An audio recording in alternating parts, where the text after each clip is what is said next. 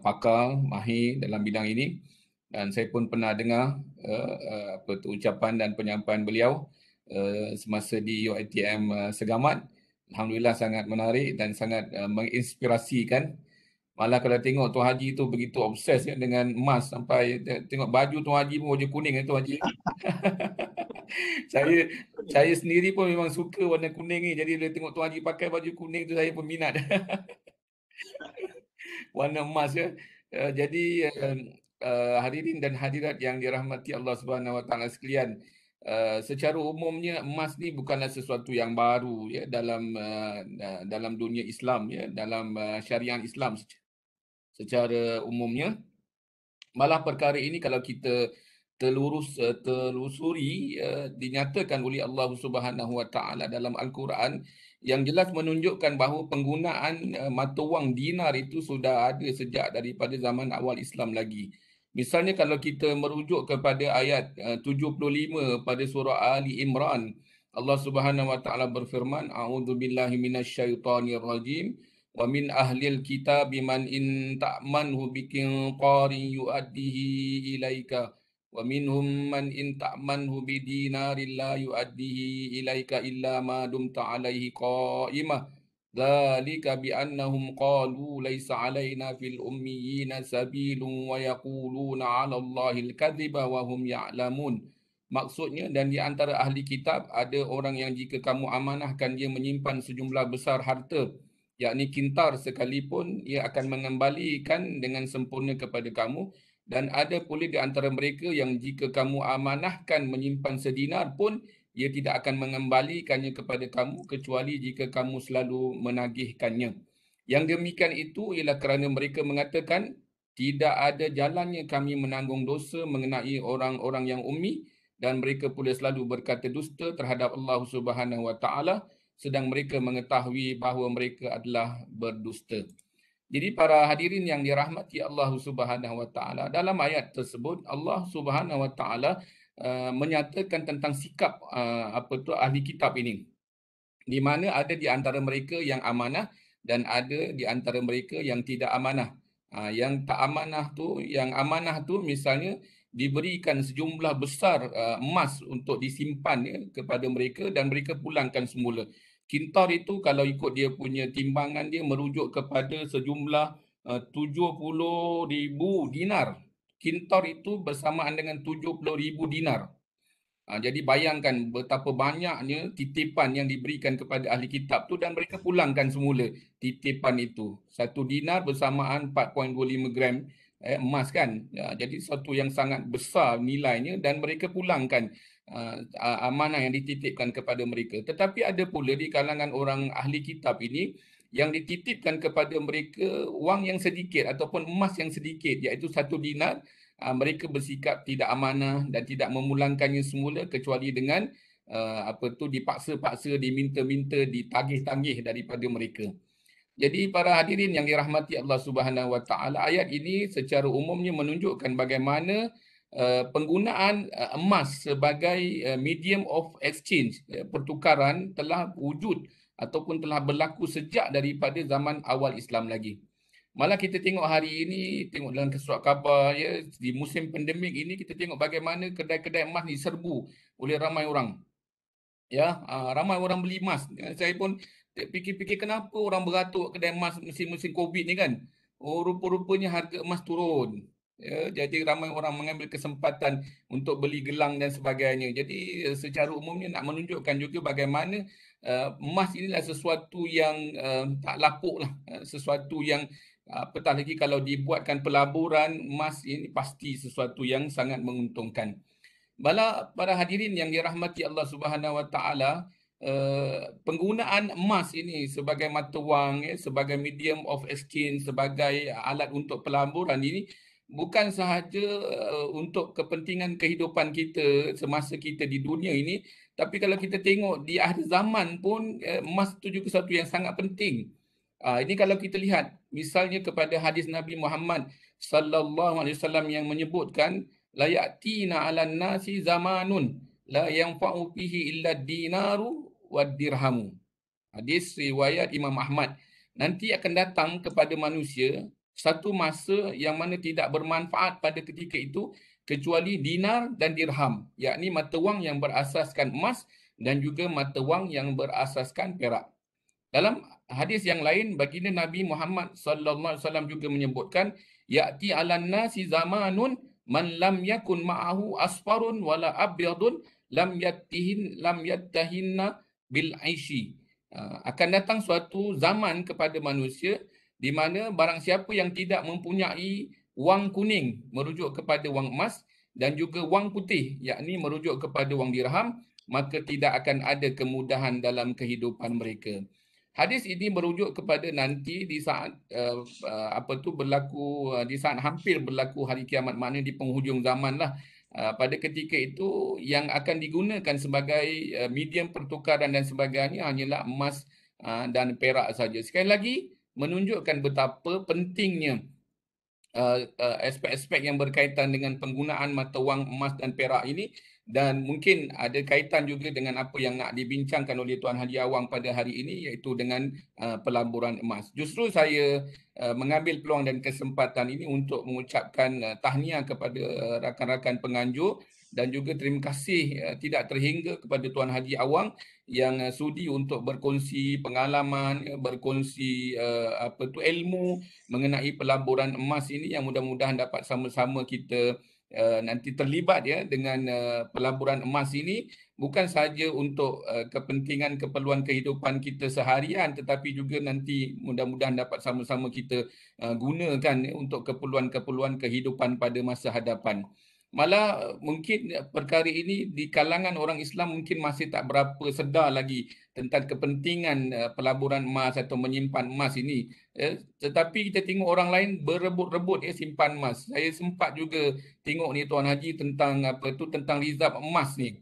Di mana sehingga Ogos tahun 2020 ada 10 negara yang mempunyai simpanan rizab emas terbanyak di dunia ini, iaitu yang paling banyak ialah Amerika Syarikat 8.134 tan. Jadi kalau para pelajar yang dirahmati Allah Subhanahu Wa Taala nak tahu berapa banyak 8.134 tan emas ini, kita bayangkan lori 1 tan tu, jadi ada 8,134 buah lori yang dimuat penuh dengan emas. Itulah dia bayangan jumlah banyaknya emas yang dimiliki oleh negara Amerika Syarikat. Diikuti dengan Jerman, kemudian Itali, Perancis, Rusia, China, Switzerland, Jepun, India dan Belanda yang paling sedikitlah antara senarai 10 ni, iaitu sebanyak 613 tan emas yang ada pada mereka. Jadi kita Malaysia ni, saya ingat kita tak sampai lagi ratus-ratus. Mungkin Tuan Haji boleh sebut ke nanti berapa agaknya kita Malaysia ni simpan emas kan. Begitulah juga kepada kita orang Islam itu sendiri kan, berapa banyak simpanan emas kita. So saya ingat program hari ini sangat penting untuk sama-sama kita kita pahami dan kita hayati, dan mudah-mudahan nanti dapat sama-sama kita praktikkan. Jadi saya tak ingin untuk mengambil bercakap banyak lagi ya, sekadar untuk alu-aluan itu pun saja saya ingat dah makan berapa minit, dan ini saya suka untuk memberi peluang yang seluas-luasnya kepada Tuan Haji Awang ya, yang saya kira sangat expert ya, dalam bidang emas ini ya, dan dalam bidang pelaburan emas ini, dan memang kira toki emas lah yang akan berbicara kepada kita ya mengenai emas ini. Jadi terima kasih sekali lagi saya bagi pihak Jabatan Akademi Pengajian Islam Kontemporari mengucapkan banyak ribuan terima kasih kepada Tuan Haji Awang atas kesudian untuk berkongsi ilmu dengan kita pada petang ini, dan juga tahniah dan terima kasih kepada rakan-rakan ahli kuasa yang telah menganjurkan program ini. Semoga para pelajar ya, dan semua hadirin dan hadirat dapat mengambil manfaat daripada program kita pada petang ini. Sekian, wassalamualaikum warahmatullahi wabarakatuh. Waalaikumsalam warahmatullahi wabarakatuh. Terima kasih kepada Yang Berbahagia Dr. Muhammad Ali bin Muhammad Don atas ucapan aluan sebentar tadi. Seterusnya, kita akan ke acara yang dinantikan, iaitu penerangan yang akan disampaikan oleh Yang Berbahagia Tuan Haji Tuan Haji Awang Elias Musran bin Tawil. Jadi sebelum itu, ingin saya bacakan sedikit biodata ringkas beliau.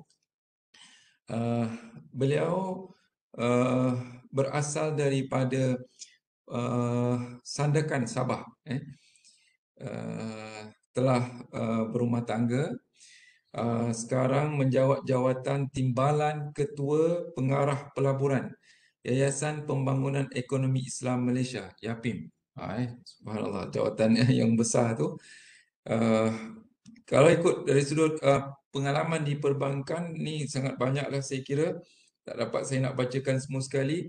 Ada di Bank Muamalat Malaysia Berhad, ada di Ion Bank, ada di Hong Leong Islamic Bank, ada juga di DRB Highcom Berhad, dan ada beberapa lagi lah pengalaman beliau di dalam bidang perbankan.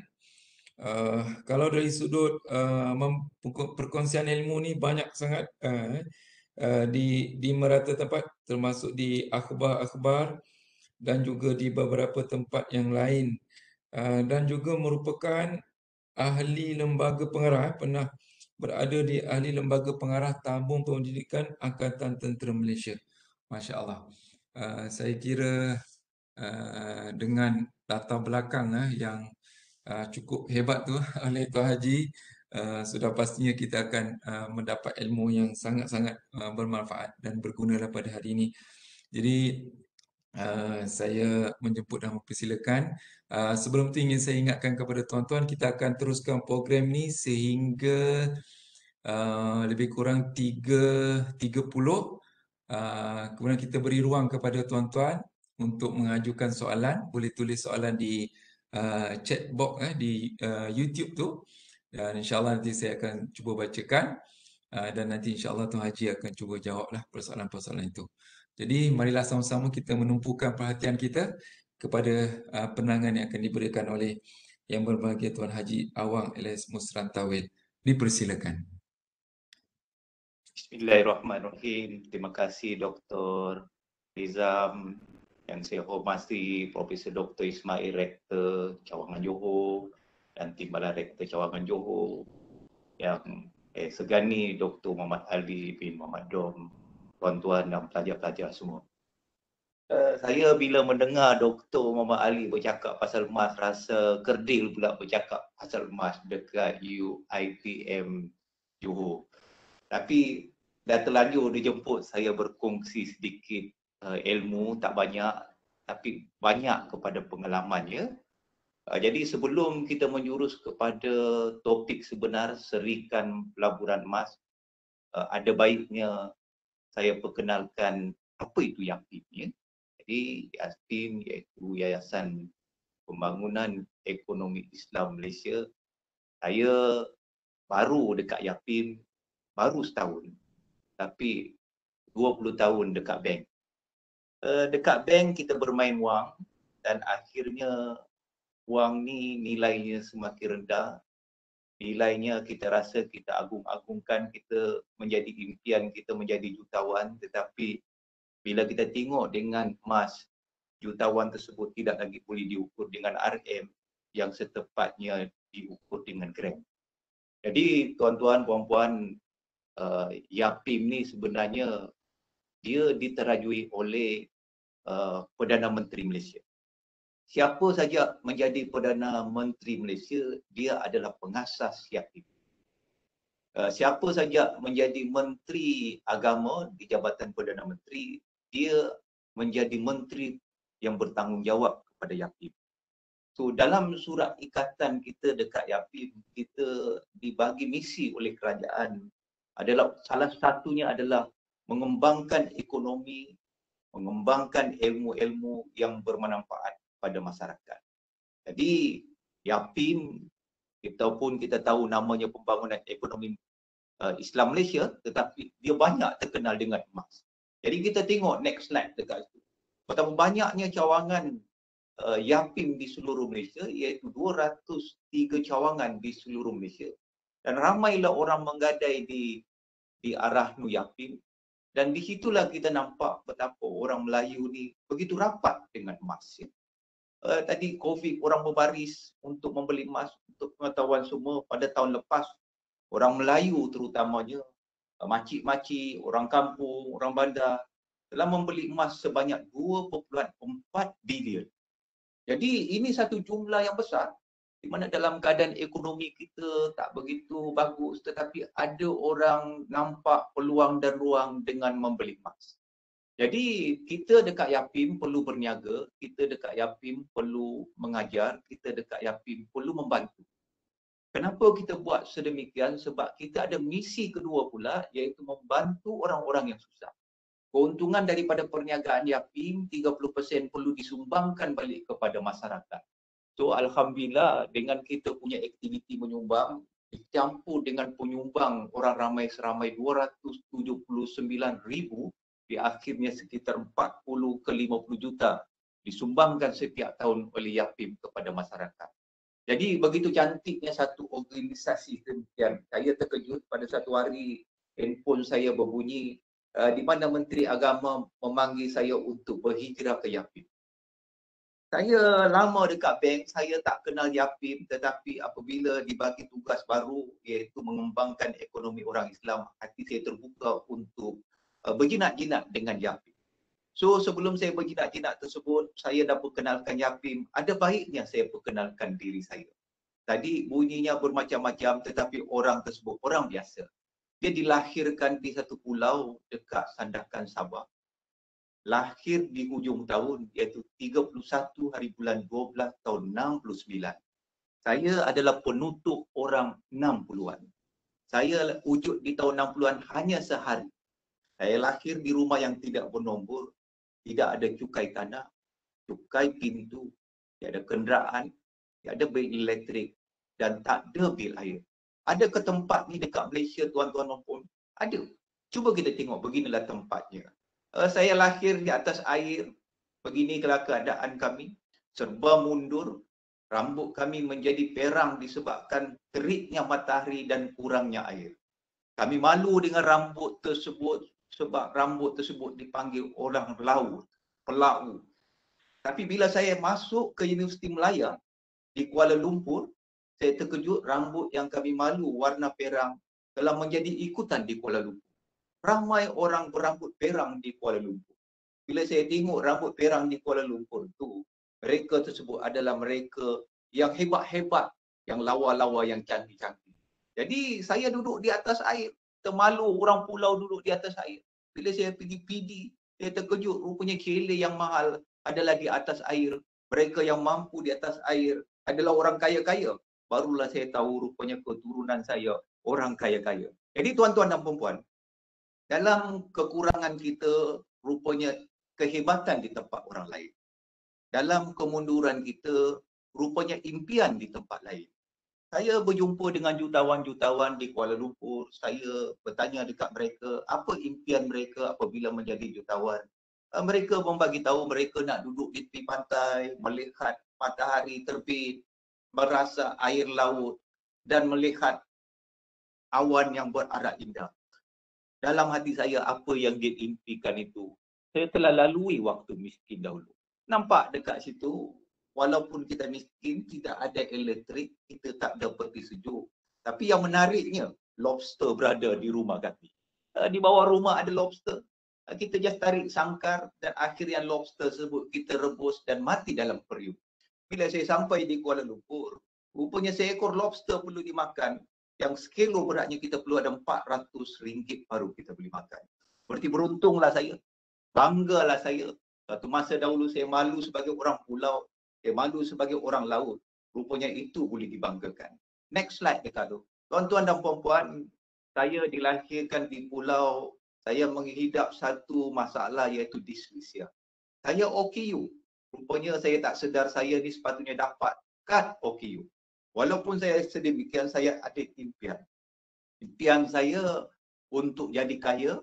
Kenapa saya nak jadi kaya? Sebab saya adik-beradik 11 orang. Mak saya bagi tahu awam, awak dilahirkan dalam kemiskinan. Awak bukan saja seorang abang, tapi awak seorang bapa yang cuba pastikan adik-adik awak masuk ke universiti. Sebab anak yang baik saya bagi tahu, ya mak, tanpa saya sedar 5 orang adik saya masuk ke universiti dan semuanya dapat pembiayaan daripada abangnya tanpa membuat pembiayaan daripada PTPT. Kenapa jadi begitu? Sebab abangnya berniat, andai kata saya kaya, saya nak bayar zakat yang banyak. Andai kata saya ada gaji yang bagus, saya nak hantar mak saya menunaikan haji. Andai kata rezeki saya terlebih, saya nak wakafkan. Dan andai kata rezeki saya banyak, saya nak bersedekah. Itulah niat saya. Dan alhamdulillah tuan-tuan, puan-puan, pelajar-pelajar yang saya sayangi, pada umur 40, saya telah bergelar sebagai seorang jutawan. Saya nak cerita bagaimana pergerakan tersebut. Next slide dekat sini. Bukan nak menunjuk budak pulau yang dilahirkan yang tidak bernombor rumahnya, tidak bercukai tanahnya. Di akhirnya dia mempunyai beberapa rumah dekat Lembah Kelang, di mana rumah-rumah tersebut apabila kita kira dia menjadi jutawan. So next slide kita tengok dekat situ. Ini bukan menunjuk. Ini semua adalah cerita daripada terbentuk emas. Bagaimana emas ni sangat penting, rumah tersebut dibeli, ramai orang berfikir rumah ni hanya untuk diduduk. Tetapi saya melihat rumah tersebut adalah satu barang yang boleh dijual dan dibeli.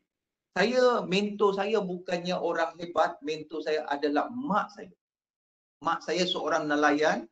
Saya terkejut bila cikgu bertanya dekat saya, awang, mak awak, keluarga awak kerja apa? Saya tak boleh jawab sebab mak saya pada bangun pagi, dia menjadi nelayan.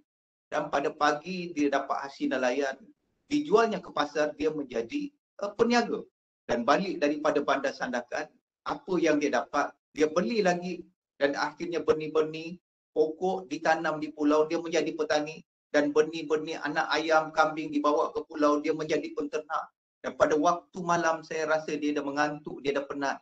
Rupanya dia still mengajar Al-Quran kepada orang-orang pulau. Saya terkejut, mak saya dalam tempoh 24 jam, dia mempunyai 5 aktiviti. Dia menjadi nelayan, dia menjadi peniaga, dia menjadi penternak, dia menjadi penanam, dan dia menjadi pendidik. Nah, tengok diri kita tuan-tuan dan puan-puan, berapa banyak aktiviti yang kita buat dalam tempoh 24 bulan. So di akhirnya mentor saya mengajar sedemikian, di akhirnya saya berfikir, saya nak ikut dengan dia. Saya perlu ada 5 ekor angsa bertelur emas. Saya bekerja sebagai seorang pegawai bank dan sekarang saya sebagai timbalan ketua pengarah pelaburan Yaping. Saya perlu ada gaji. Gaji tersebut adalah angsa. Angsa kedua saya adalah saya beli emas, di mana emas tersebut dijual. Itu adalah angsa kedua. Angsa ketiga saya itu rumah dibeli dan dijual. Dan angsa keempat adalah dividen daripada ASP. Dan angsa kelima adalah penternakan lobster. Jadi dekat sini dalam tempoh 24 jam, kita mempunyai 5 sungai duit yang mengalir untuk kita boleh wakafkan, boleh kita sedekahkan, boleh kita bantu. Sebab diri kita tak banyak pakai duit. Tapi andai kata kita hanya berfikir kepada gaji kita, di akhirnya orang makan gaji, dipanggil makan gaji. Gajinya hanya cukup untuk dimakan, tidak lebih daripada itu. Gajinya macam biskut, sekejap ada, lama tak ada. Oleh itu pelajar-pelajar yang dengar taklimat ni, minda kita perlu ada minda usahawan. Andai kata saya keluar tidak dapat pekerjaan, alangkah elok kalau saya berniaga. So berniaga ni apa? Perniagaan tu adalah minda. Minda adalah modal. Minda adalah perniagaan dan minda adalah anugerah. Bila saya berhijrah ke Kuala Lumpur, saya tidak ada kawan dekat sini. Slang saya masih slang Sabah. Tapi saya mempunyai impian untuk menjadi jutawan. Next slide dekat sini. Saya nak bagi tahu dekat sini bagaimana kita ni boleh bergerak, berubah. Kita perlu celik kewangan. Kita perlu berbeza. Waktu orang takut membeli, kita beli. Waktu orang berani membeli, kita takut. Beli sesuatu nilai yang semakin mahal. Saya masih ingat 20 tahun dahulu waktu orang sibuk membeli kereta. Saya tak cukup duit. Saya membuat pembiayaan peribadi dekat bank rakyat sebanyak 50,000. 50,000 orang selalu beli sport rim, tukar exhaust, beli kereta. Tapi saya 50,000 ni tuan-tuan dan puan-puan, saya beli kijang emas dekat Maybank yang beratnya 1 aun dengan harganya sekeping 1,000. Tak lama beberapa tahun, kijang emas tersebut telah naik nilainya daripada 1,000 menjadi 5,000.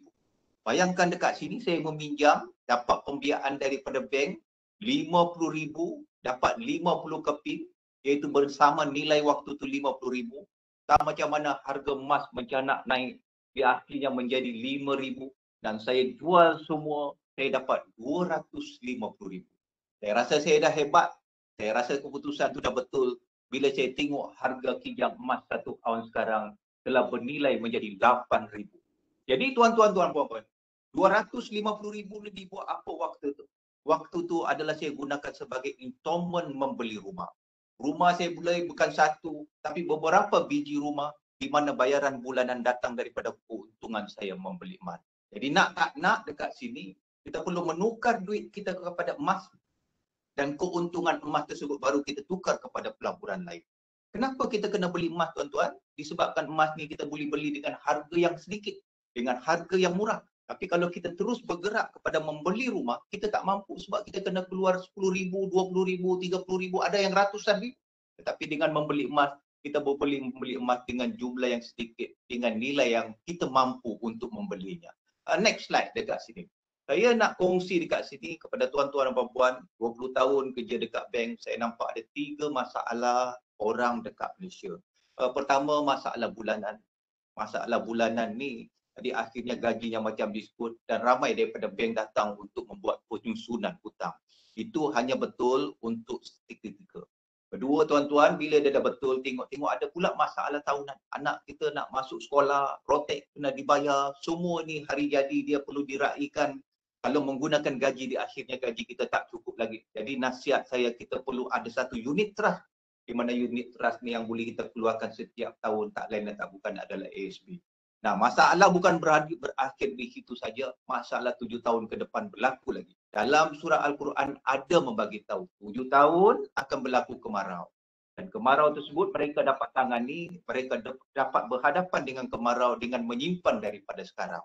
Sebagaimana kita nak menyimpan, kita tak ada padi, kita tak ada gandum, kita ada emas dekat situ. Jadi sedikit-sedikit kita simpan daripada sekarang, insya-Allah kalau harga emas terus seperti trend sekarang, 7 tahun ke depan kita berdepan dengan masalah, rupanya masalah tersebut bukan diselesaikan menggunakan unit trust kita melalui ASB, bukan menggunakan gaji kita yang setiap bulan kita dapat, tetapi dia diselesaikan menggunakan emas yang kita simpan sekarang.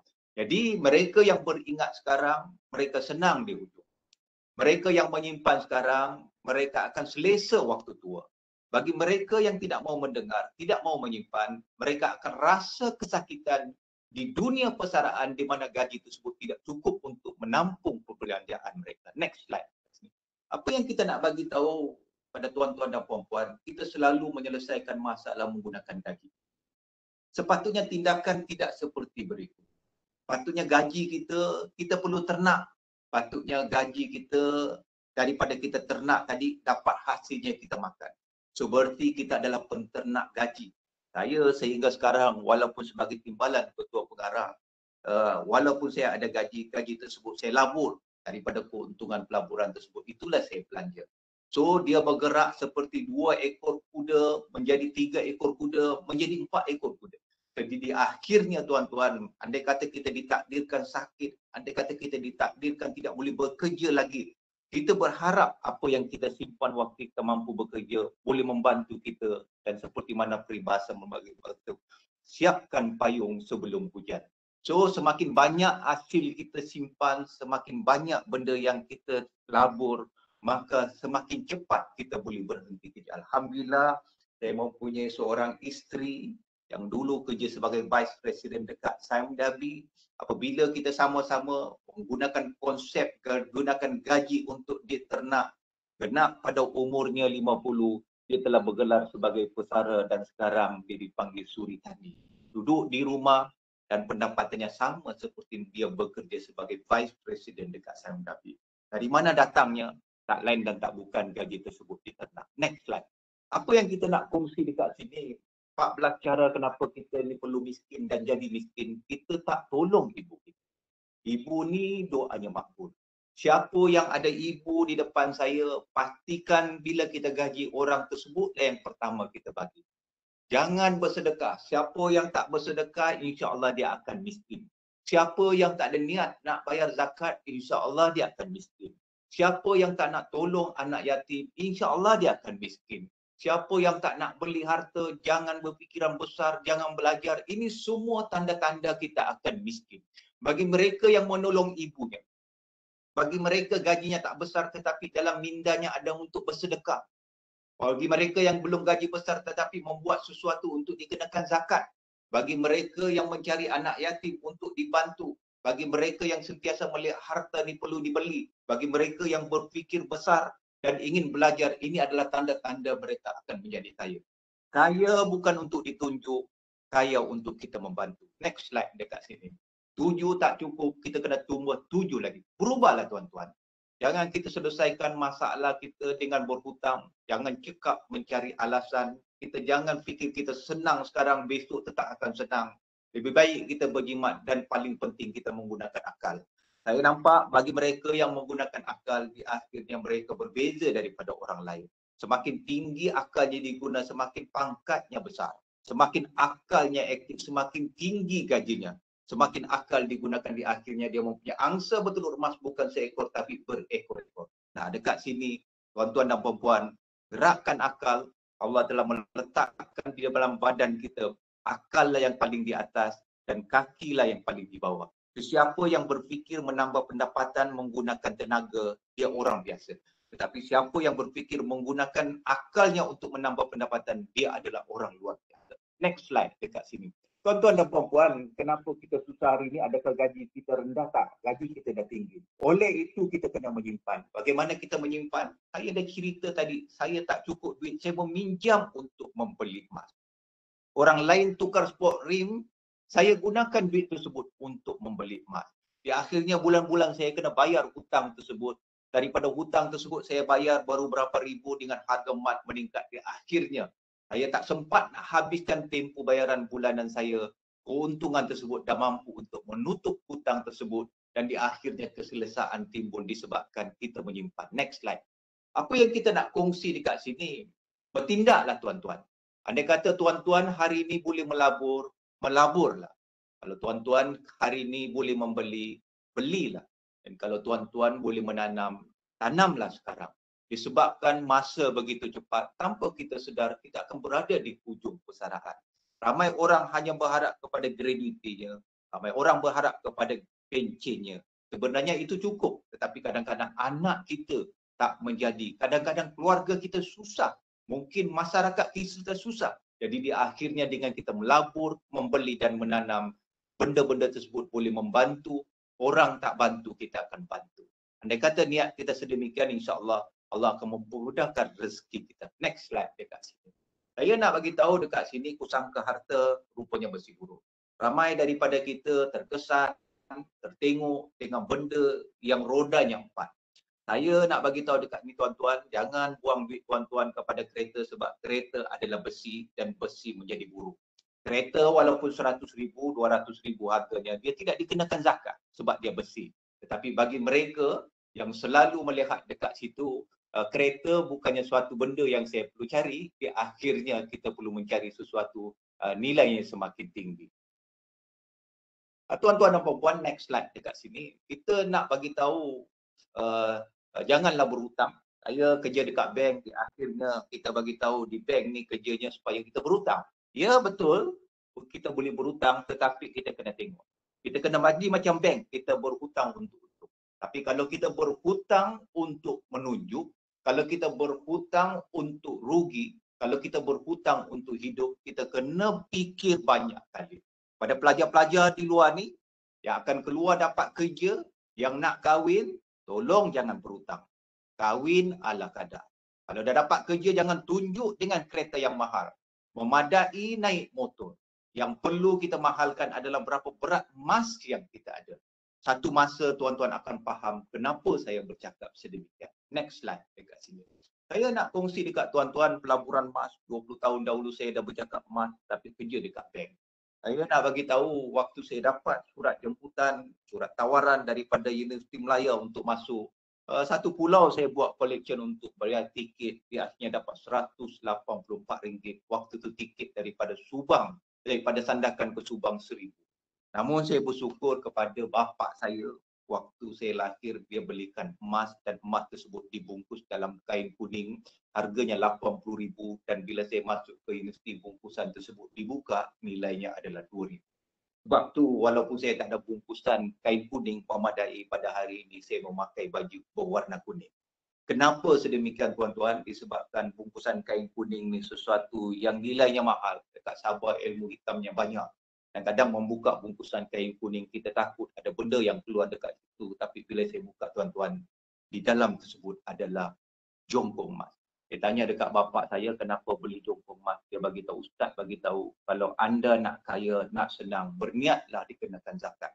Dan dia tanya lagi apa yang kena zakat, iaitu emas dan perak. Dia membeli emas dan perak semata-mata untuk dikenakan zakat. So saya bangga dengan bapa saya, dia orang pulau pertama hantar anaknya masuk ke Universiti Melaya. Dia orang pulau pertama membeli kapal laut dalam hanya dengan membeli emas. So apa yang saya cakap, apa yang saya buat sekarang, dia terbukti, begitu lama telah dibuktikan bahawa tidak salah dan pelaburan yang paling tua dekat muka bumi ini adalah pelaburan emas. Next slide dekat sini. Apa yang kita nak bagi tahu tuan-tuan, seperti mana tadi Dr. Muhammad Ali bagi tahu, iaitu 1400 tahun dahulu kita telah diceritakan dengan dinar. Dinar ni tuan-tuan tak pernah salah, namun kita selalu menyalahkan dinar. Kita nukarkan duit kita daripada emas kepada mata wang. So di akhirnya kita buktikan di sini 1400 tahun dahulu satu dinar iaitu 4.25 gram boleh membeli seekor kambing, dan sekarang 2021 satu dinar kambing masih boleh membeli seekor kambing. Kenapa tuan-tuan? Sekarang segram emas RM240. Kalau 4 gram berarti kita ada RM1,000. Siapa yang ada RM1,000 dia boleh pergi ke mana-mana kampung untuk membeli seekor kambing. So nampak tak dekat sini? 1400 tahun benda yang sama masih boleh membeli dengan nilai yang sama. Cuba kita bayangkan kita ada duit RM100 20 tahun dahulu, apa kita boleh beli waktu tu? Dan cuba kita ingat balik yang kita beli 20 tahun dahulu dengan menggunakan duit RM100, masihkah dia mampu boleh membeli pada hari ini? Jawapannya tidak. Jadi kenapa kita tidak mau belajar daripada sejarah tersebut? Kenapa kita tidak mau belajar dan tidak mau terima kita sebagai orang Islam perlu ada emas? Jadi orang tanya dekat saya berapa banyak emas saya kena beli ni Cak Wang. Tengok kita punya telapak tangan. Telapak tangan kita 3 ruasnya. Allah telah menunjukkan telapak tangan tersebut membagi tahu ada panjang dan ada pendek. Seolah-olah manusia ni dijadikan oleh Allah tak sama. Ada pandai, ada tak pandai, ada hebat, ada tak hebat. Tetapi dengan ruas 3 ni tuan-tuan, apabila kita genggam ruas tersebut, yang panjang menjadi pendek, yang pendek menjadi panjang. Mesej dia apa dekat daripada pengurusan kewangan dengan hanya melihat telapak tangan kita? Andai kata kita ada RM100,000, kita bagi 3 RM100,000 tersebut. Kita beli emas 1/3, kita simpan dekat unit trust 1/3, kita beli harta tanah 1/3. So berarti andai kata harta tanah jatuh, emas kita naik. Andai kata emas jatuh dan akan naik lagi, unit trust kita naik. Jadi dekat situ nak bagi tahu, tengok balik simpanan kita. Tengok balik duit kita. Andai kata semuanya kita kena letakkan dekat unit trust, dah sampai masa dia kita pecahkan sedikit duit tersebut untuk kita membeli emas ataupun perak. Next slide. Apa yang kita nak kongsi dekat sini kepada tuan-tuan dan puan-puan? Dekat Yapim kita cukup pakar dengan emas. Kita mempunyai 203 cawangan, kita ada 20 tahun pengalaman berkenaan dengan emas. Dekat strong room kita sekarang ada nilai 2.1 bilion nilai emas. Dan kita ada barang kemas, kita ada jongkong emas, kita ada buku simpanan emas. Buku simpanan emas ni adalah ciptaan saya, dilancarkan oleh Menteri Agama pada bulan Februari tahun lepas. So alhamdulillah sekarang Yapim mempunyai lebih daripada 10,000 orang menyertai buku simpanan emas Yapim. Jadi next slide dekat sini. Apa yang kita nak kongsi dekat tuan-tuan sebelum kita membuat keputusan, kita kena tengok apa berlaku. Pada tahun 2020, harta tanah yang kita beli 700,000 sekarang telah menyunam menjadi 600 ke 500,000. Saham dulu yang kita bangga-banggakan telah jatuh pada tahun 2020. Tapi emas yang kita tak fikir, kita tak rasa dan tidak tahu, emas orang berbaris untuk membeli. So tahun 2020, Allah telah menunjukkan kekuasaan dia kepada manusia. Bahawa mana-mana ciptaan pelaburan emas, penciptaan manusia, harta tanah dan saham diuji pada tahun 2020. Tapi emas, satu pelaburan ciptaan Allah, mencanak naik pada tahun 2020. So, tuan-tuan dan puan-puan, apa pun dekat sini, peribahasa Melayu banyak terkait kepada emas. Kita pernah dengar anak emas. Kita pernah dengar kita punya angsa bertelur emas. Kita pernah dengar payung emas. Apa saja terkait dengan emas, sesuatu yang bernilai dan disukai oleh manusia. Namun payung emas tidak begitu disukai oleh wanita, tetapi banyakkan lelaki suka dengan payung emas. Itulah hebatnya emas, tuan-tuan. Begitu rapat dengan peribahasa Melayu. Next slide. Kita nak bagi tahu di sini, kita dah buat perbandingan. Apa itu perbandingan 20 tahun dahulu? Andai kata saya ada 100,000 saya beli emas. Dan hari ini saya jual emas tersebut 100,000 menjadi 750,000. Itu adalah kijang emas. 1 ounce yang lebih kurang 30 gram beratnya. Dan kalau saya ada 100,000 saya letak dalam ASB, dividen dia saya tak keluar, saya biarkan duit tersebut berganak beranak, dan bila hari ini saya nak jual duit di dalam akaun ASB saya, nilainya adalah 490,000. Dan ada juga saya ada 100,000 saya beli rumah di Lembah Kelang, dan hari ini saya jual, dan kalau saya jual hanya 300,000. Fakta ini membagi tahu tuan-tuan, harta tanah, unit trust dan emas pada tahun 2020 menunjukkan bahawa emas adalah pilihan terbaik untuk tuan-tuan membuat pelaburan dan persiapan di hari tua nanti. Next slide dekat sini. Apa yang kita nak bagi tahu, emas tersebut mahal. Bagaimana ni Cik Wang, bagaimana saya nak mempermudahkan rezeki saya sedangkan gaji macam biskut? Nasihat saya bersedekah. Tak banyak kita bersedekah RM10 ke RM20 kan konsisten setiap bulan. Saya bersedekah setiap bulan melalui potongan gaji. Kadang-kadang kita sibuk, kita tak sempat nak bersedekah. So dekat Yapim kita ada skim potongan gaji. Kita isi borang, kita letaklah RM10 ke RM20 dan gaji kita ditolak RM10 ke RM20 setiap bulan. Mudah-mudahan dengan kita bersedekah tuan-tuan, rezeki kita semakin murah. Dengan kita bersedekah tuan-tuan, di akhirnya kita nampak ruang dan peluang rezeki yang Allah bagi daripada sudut-sudut yang kita tidak sangka. Next slide dekat sini.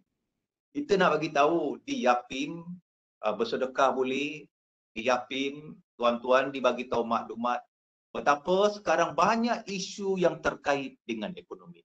Maka cocok sangat, cantik sangat Yapim turun padang untuk berkongsi sedikit. Ramai orang tidak ada wang kecemasan apabila berlaku kecemasan. Ramai orang dirampakkan pada tahun penghujung 2020 kehabisan simpanan. Ramai daripada kita duit di dalam KWSP 10,000 pun tak ada. Yang kita impikan supaya dikeluarkan duit tersebut, maka duit tersebut adalah di alam persaraan kita. Namun disebabkan kesusahan hari ini, kita tak sanggup untuk menunggu tuanya. Next slide dekat sini. Apa yang kita nak bagi tahu dekat tuan-tuan, kita dah bagi tahu isunya, kita dah bagi tahu perbandingannya. Betapa sakitnya apabila kita tidak ada simpanan, betapa sakitnya apabila kita tidak ada lebihan duit. Ramai orang bunuh diri bukan disebabkan tekanan, disebabkan PKP. Ramai bunuh diri disebabkan hilang pekerjaan dan pekerjaan tersebut mereka tidak ada simpanan. Maruah mereka tercabar, maruah mereka tercalar hanya disebabkan hilang pekerjaan dan pendapatan mereka tiada. Jadi nak tak nak tuan-tuan, berapa beruntungnya mereka waktu ada pekerjaan dahulu. Berapa beruntungnya mereka apabila mereka ada kerja nanti mereka simpan. Jadi pelajar-pelajar, ini cerita senior tuan-tuan. Pelajar-pelajar ini cerita orang yang berumur.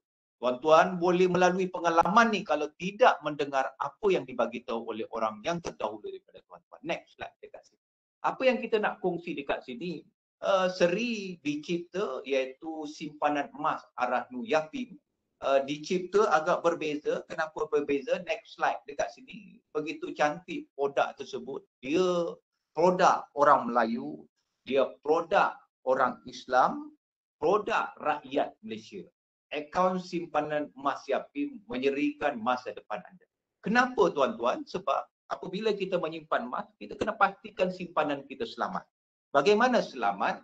Dia dijamin. Macam mana dia dijamin? Andai kata emas kita dekat Yapim dirompak, terbakar, banjir, atau apa-apa, maka dia akan dibayar oleh takaful.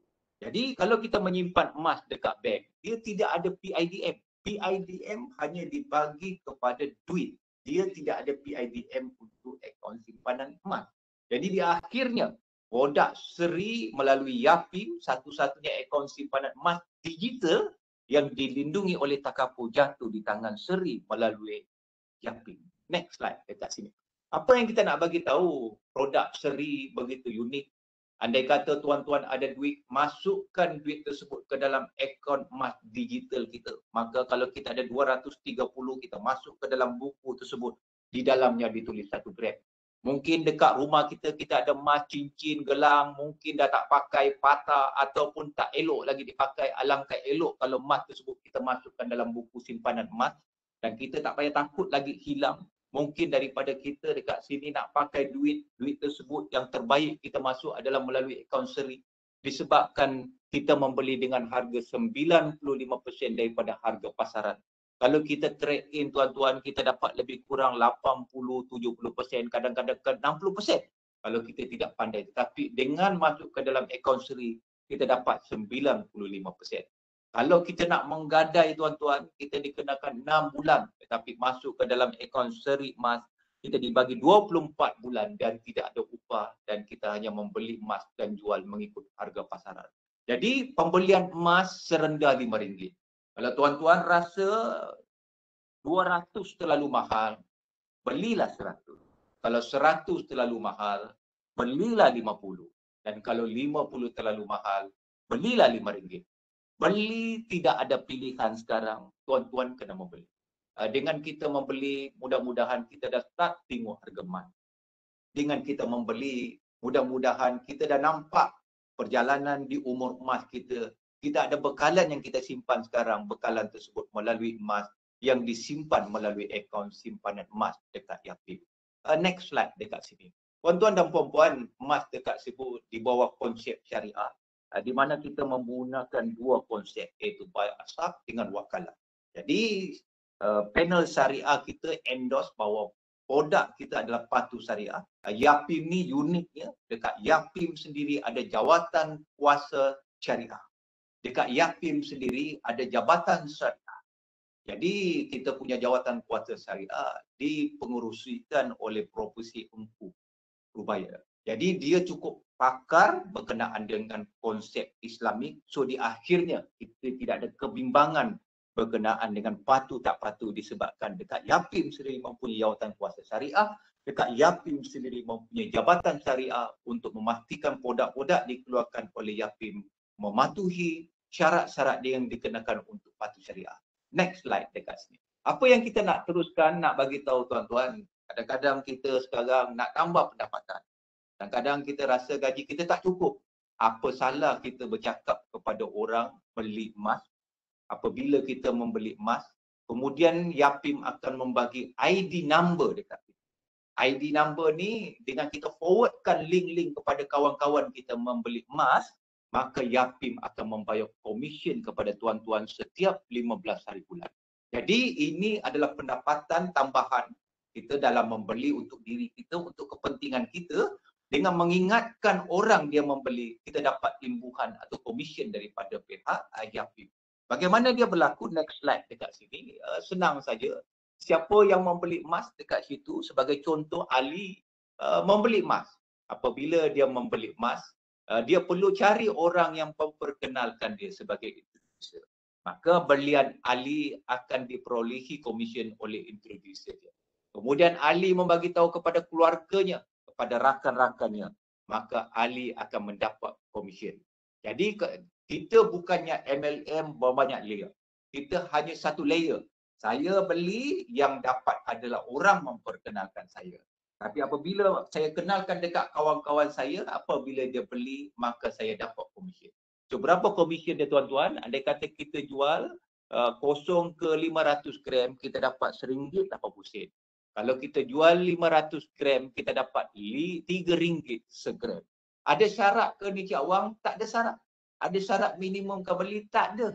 Dia maksud dia dekat sini, lagi laju kita bekerja, lagi banyak kita dapat. Kita tak ada bekerja, maka kita tak dapat. Dekat Yapim juga kita telah melahirkan usahawan-usahawan emas. Di depan saya mana-mana lecturer, mana-mana student nak jadi usahawan emas. Bila register kepada staf-staf saya, disebabkan mereka yang menjadi usahawan emas, kita bagi kempen sehingga 31 Disember ni, mereka mendapat komisen sebanyak RM5 1 gram. Jadi ini cara pihak Yapim menambah pendapatan, ini cara pihak Yapim menggalakkan untuk kita membeli emas. Disebabkan dekat sini dengan kita membeli, kita telah membantu orang untuk membayar zakat. Dengan kita membeli tuan-tuan, lagi banyak pusat zakat dapat kutip. Dengan kita membeli tuan-tuan, lagi banyak keuntungan pihak Yapim yang boleh kita gunakan untuk membantu orang ramai.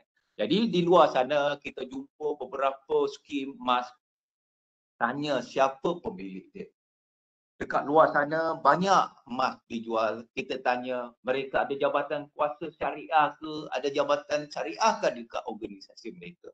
Kalau ada silakan, kalau tak ada, dah sampai masa dia untuk kita melihat bahawa Yapim adalah pilihan yang tuan-tuan perlu pertimbangkan apabila ingin melabur dan ingin menambah pendapatan menjadi ejen atau introducer kepada orang lain. Next slide dekat sini. Apa yang kita nak bagi tahu dekat tuan-tuan, begitu senang. Mereka kata kita jual kosong ke 500 gram, kita akan dapat RM1.80. Jadi kita tengoklah kebijaksanaan kita.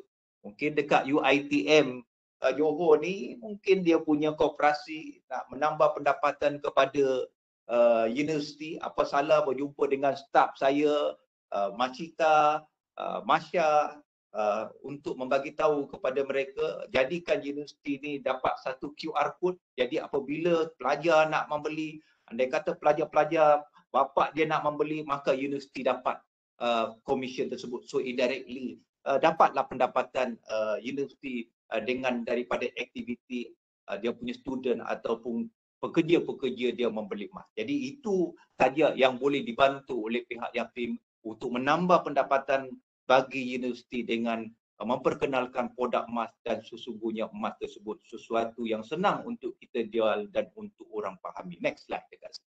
Apa yang kita nak kongsi dekat sini kepada tuan-tuan, masalah kita sekarang kita pandai membeli tetapi kita tidak pandai menjual.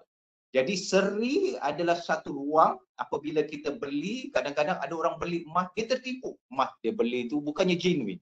Jadi dekat sini, dekat Yapim, kita memang ada orang yang boleh mengeluarkan sijil ketulinan emas. Kalau kita beli, kadang-kadang kita nak jual, orang yang menjual tu dah tak ada. Jadi dekat Yapim ni kita dah 20 tahun dalam industri emas. Jadi kalau kita beli emas dekat Yapim, kita boleh jual dekat Yapim. Kita boleh beli secara digital melalui seri. Kita boleh melalui jongkong emas, kita datang ke cawangan Yapim di seluruh Malaysia. Jadi kita ada emas dekat rumah yang kita tak pakai, bawa masuk ke dalam akaun seri kita. Berarti kita dah tak ada barang kemas, tetapi barang kemas kita telah bertukar kepada digital, dan andai kata kita nak pakai duit, kita tak perlu nak jual seutas rantai memadai beberapa gram yang kita perlukan, disebabkan emas kita telah bertukar kepada digital, bukan lagi bentuk fizikal. Next slide dekat sini. Kita tahu sekarang tuan-tuan, kita perlu membagi fakta yang tepat. Kita perlu membuat perbandingan. Perbandingan tersebut jelas kalau kita nampak. Daripada tahun 2000 sehinggalah yang terkini, dividen ASB daripada 9.75% telah menurun ke 5%. Kenapa dia keadaan sedemikian? Dia terkait dengan ekonomi. Emas walaupun dia terkait dengan ekonomi, peliknya tahun 2000 dahulu sesiapa yang membeli emas, harga emas segram RM35. Dan hari ini 2021, siapa nak membeli emas bukan lagi RM171. Hari ini sesiapa yang nak membeli emas, harga emas telah naik kepada RM240. Nah, beruntunglah mereka yang membeli awal. 35,000 boleh membeli sekilo. Tetapi hari ini siapa nak beli sekilo, hampir suku juta. Berarti dekat sini, mereka yang membeli 4 kilo di tahun 2000 dengan perbelanjaan cuma RM140,000, hari ini RM140,000 telah bernilai RM1 juta. Nampak tak dekat sini tuan-tuan? Berapa emas dengan hanya beberapa kilo kita telah menjadi jutawan. Tetapi dengan kita membeli lambat, maka 1 juta di akhirnya kilo kita semakin ringan. Nak tak nak, sama ada dia ringan ke berat. Yang paling penting sekarang harga emas naik, kita beli sedikit. harga emas turun, kita beli banyak. Adakah option tidak membeli? Tidak ada tuan-tuan. Disebabkan mereka yang mempunyai emas, mereka lah yang paling selesa. Mereka yang mempunyai emas, mereka lah yang paling tenang. Bermula daripada sekarang, hari jadi anak kita, kita hadiahkan emas. Ulang tahun perkahwinan kita, kita hadiahkan emas. Dan hari jadi kita hadiahkan emas.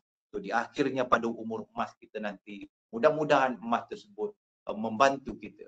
Jadi tuan-tuan dan puan-puan, perbandingan tersebut tepat, perbandingan tersebut jelas, dan sampai masa dia untuk kita nak sifatkan kita punya pelaburan supaya kita meraih ulangan semaksimum mungkin.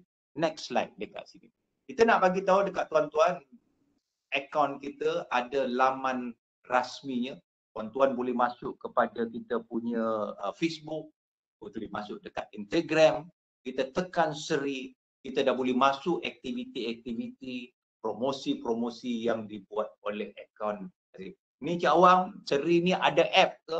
Ada tuan-tuan. Kita just tekan dia, Digital Yapin, DIYA, di akhirnya kita boleh membeli secara online. Next slide dekat sini. Apa yang kita nak bagi tahu kepada tuan-tuan, laman rasmi, kita boleh nampak dekat sini. Inilah kita punya Facebook.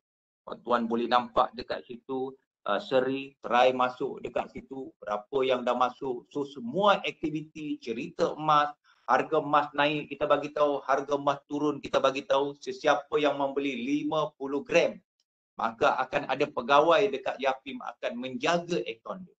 Kalau harga emas naik, kita akan bagi tahu, cik, kalau nak jual masa sekarang. Kalau harga emas jatuh, kita bagi tahu, cik, kalau nak tambah masa sekarang. Jadi ada orang nak advice.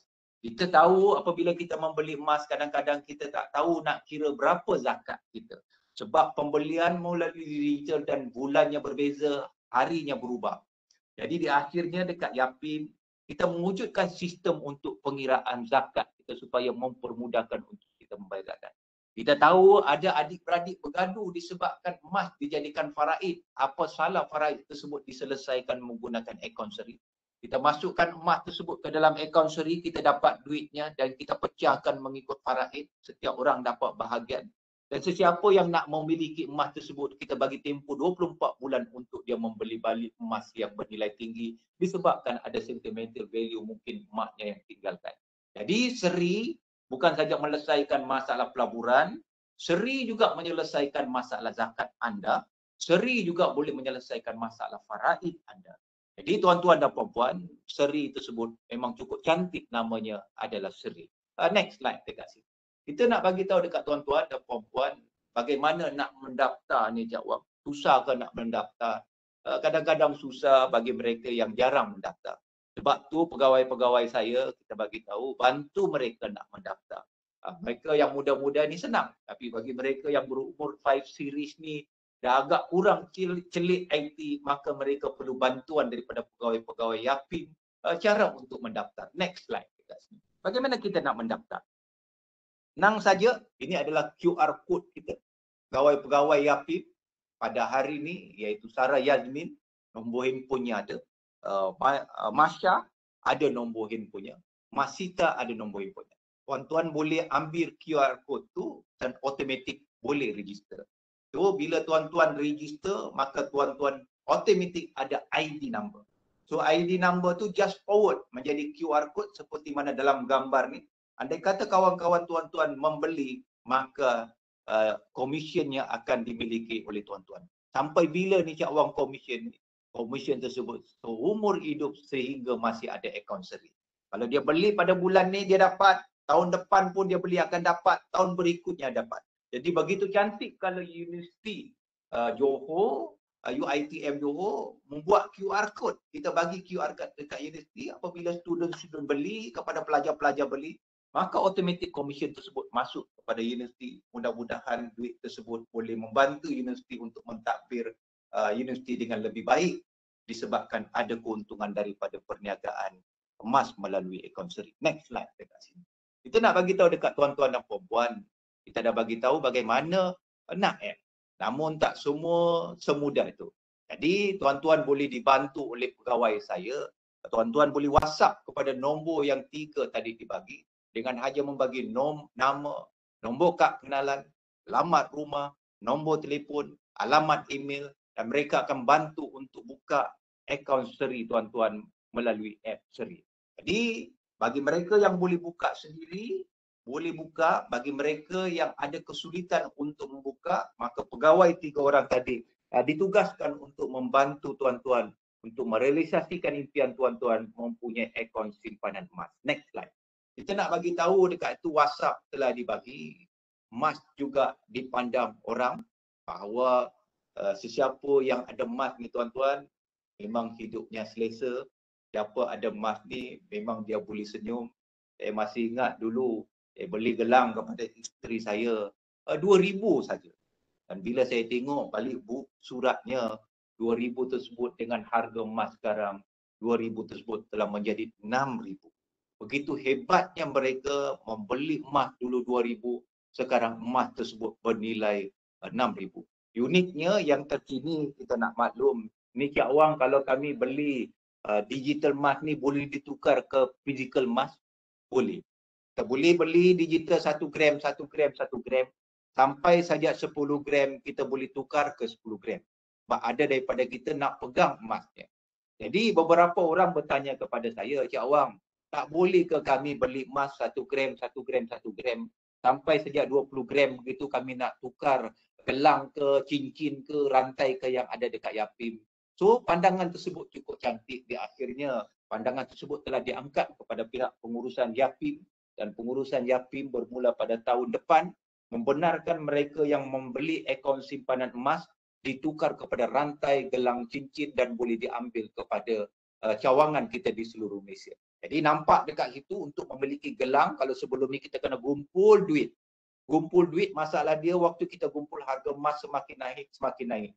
Di akhirnya kita dapat lebih mahal. Jadi di akhirnya kita tunggu sekaligus harga tersebut semakin mahal. Ada baiknya kita simpan sedikit-sedikit. Bila gramnya cukup, maka kita boleh beli atau ambil emas tersebut di cawangan Yapim di seluruh Malaysia. Jadi saya dah berada di penghujung. Saya bagi ruang pada tuan-tuan. Kalau ada sebarang pertanyaan, Pak, misi saya membagi tahu hina besi kerana karat, hina manusia kerana melarat. Tuan-tuan nak masuk dekat Facebook saya Awang Tawil. Kalau tuan-tuan nak email kepada saya, email saja kepada awangmusran@yapim.com.my. Saya bagi pihak Yapim mengucapkan ribuan terima kasih kepada UiPM Cawangan Johor membagi ruang kepada pihak Yapim untuk memperkenalkan aktiviti Yapim, memperkenalkan produk-produk Yapim, berkongsi ilmu berkenaan dengan pelaburan emas, berkongsi pengalaman bagaimana kita keluar daripada kemiskinan dengan menggunakan emas. Mudah-mudahan taklimat pada petang ni kepada tuan-tuan dan puan-puan membagi satu suntikan. Andai kata orang pulau boleh bergerak ke depan dengan emasnya, apa salah pula kita orang Kota Tinggi tidak boleh bergerak ke depan menggunakan emas, menggunakan seri di Yapim. Terima kasih. Assalamualaikum. Kalau tersilap saya memohon maaf. Yang baik datang daripada Allah dan yang buruk daripada diri saya sendiri. Assalamualaikum dan selamat sejahtera. Waalaikumsalam warahmatullahi wabarakatuh. Alhamdulillah, demikian tadi penerangan yang sangat mengujakan saya lah. Subhanallah. Saya pun sampai saya tak berani nak pegang handphone lah. Sebab saya takut terlepas. Setiap satu tu macam semuanya mutiara kata lah. Slide ni memang dah menarik lah. Slide ni, tapi cara penyampaian Tuan Haji tu menyebabkan rasanya kita tak nak terlepas walaupun satu slide. Jadi terima kasih banyaklah kepada Tuan Haji. Cuma soalan ni banyak sangat ni. Masa kita ringkas, okey, saya pilih-pilih yang mana ada dulu ya. Di tangan saya pun ada, di sini pun ada. Subhanallah. Tuan Haji boleh kita teruskan dengan soalan-soalan Boleh Ya, kalau yang kena kat saya tu bila Tuan Haji cakap macam biskut tu, Allah gaji macam biskut tu, macam betul-betul kena atas dahi. Subhanallah. Macam biskut satu, yang kedua payung emas lah. Biomas itu dua benda tu yang betul-betul sampai sekarang duk teringat lagi lah, subhanallah. Okey, tapi tak apa. Lepas ni kita sembang lagi. Kita kena baca juga soalan. Subhanallah. Okey, sorry.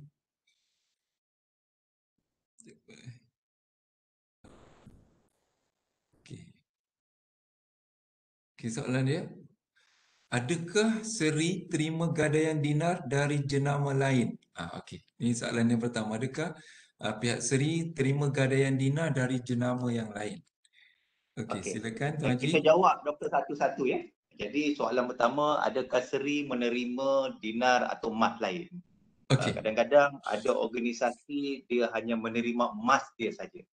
Dia tak menerima emas organisasi lain. Jadi disebabkan dekat Yapim ni memang kepakaran kita menguji ketulinan emas, jadi kita tak ada masalah untuk menerima apa saja jenis emas, sama ada dinar ataupun barang kemas yang patah atau yang sombing, as long kita boleh uji dan ujian emas tu mesti 916 ke atas.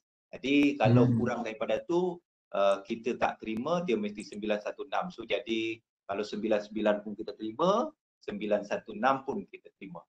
Okey, doktor, soalan seterusnya. Okey. Terima kasih yang mana boleh diterima, alhamdulillah. Boleh. Okey. Cuma sikit Tuan Haji, gambar Tuan Haji macam tak appear pula dekat sini. Tak. Oh ya. Kalau nampak Tuan Haji tu macam lagi semangat. Okey. Okey. Tadi ada, lepas tu dia hilang pula. Nampak ke? Tak Belum. keluar lagi. Suara alhamdulillah okey. Gambar je tak keluar. Ni sumber inspirasi semua orang ni. Okey, alhamdulillah. Okey. Semua sekarang ni nak kawan dengan Tuan Haji lah. Semua nak kawan. Okey, cuma kita segan lah. Timbalan apa tadi, pengarah. Kita dapat berkenalan dengan kawan dengan 3 orang tadi pun jadilah ada 3 nombor tu. Rasa ramai dah. Ni Kita boleh berkawan dengan nak kawan dengan Tuan Haji macam jauh sangatlah.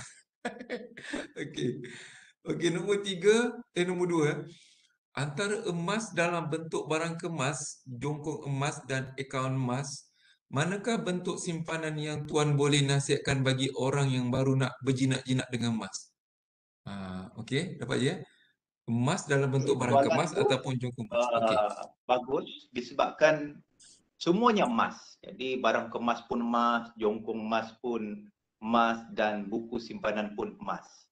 Bagi mereka yang berjinak-jinak dengan emas, nasihat saya gunakan buku simpanan emas. Kenapa?